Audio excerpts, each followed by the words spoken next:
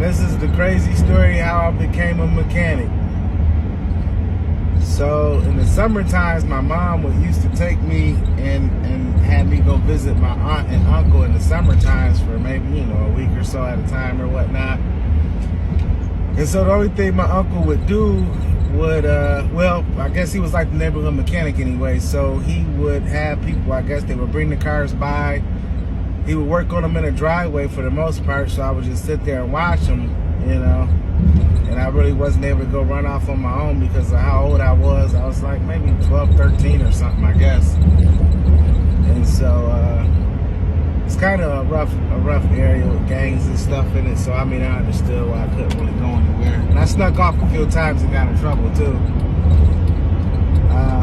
But yeah, so anyway, I had to sit there and I used to watch him just work on the cars all the time. Now I had always took things apart and put them back together. I would take them apart and just, turn them into something else, just whatever it was. It might be a remote control car, I might try to turn it into a helicopter or just, something like that. So I was really good with putting things together or taking them apart and putting them back together anyway. It's like, got to deal a lot with memory. And so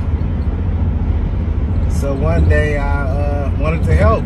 And so, I got into it, and I didn't have nothing else to do, so it's like, I guess just taking things apart and putting them back together on a larger level anyway. So I did that, and then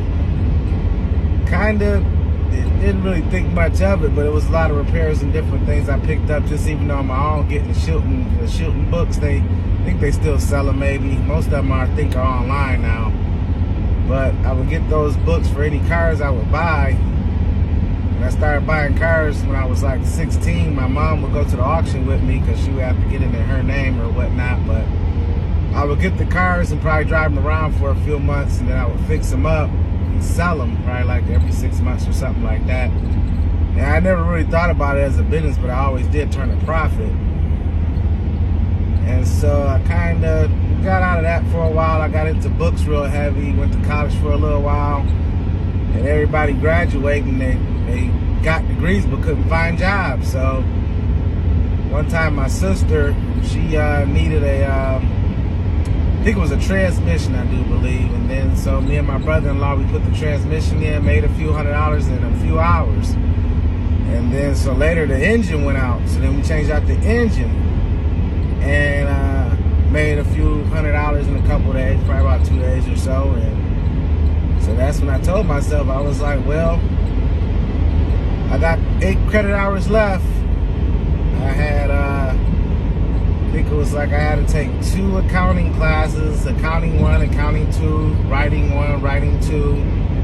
And I think it was an art selective or something like that is what I had left. And I just ended up kind of, I guess, dropped out of college or whatever. So my mom had some investment property, and so that's where I changed my sister's transmission and engine at. So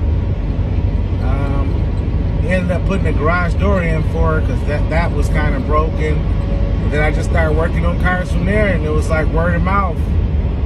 And then I went and I tried to work for a shop, and the guy really wasn't paying me, for the jobs I was doing. He kind of was shorting me. So I got real mad with that, and I said, what are you doing here? I could do this myself. I'm using my own tools. I'm not even really using his tools. So I just thought maybe I could learn something, I had never worked inside a shop before, but the guy made me so mad, I just went out looking for buildings to start my own shop. And within 7 days, I ended up finding a building from a guy I had been known him for a while, but I didn't know he owned the building. So he happened to be there. I used to wash cars every now and again there. It was hardly ever open. So I called him up there, and I ended up renting the building out for $500 a month. And as soon as I got that building, everything took off from there. So from there, yeah, I didn't have nobody to really go to or anything else like that for a lot of questions. Then so I had the business for maybe a year or so, and my mom was talking to my uncle, the one who had even got me really into cars or whatnot. And he was thinking about moving, so I mean, I had a job for him. He can come work for me. And so my uncle came and worked for me for a while. And I mean, he taught me a lot. I taught him a lot. He didn't know a lot of stuff about the new school cars, how to use the OB2 reader, just different stuff like that. But when we did get the old school cars in, I mean, he knew everything about them.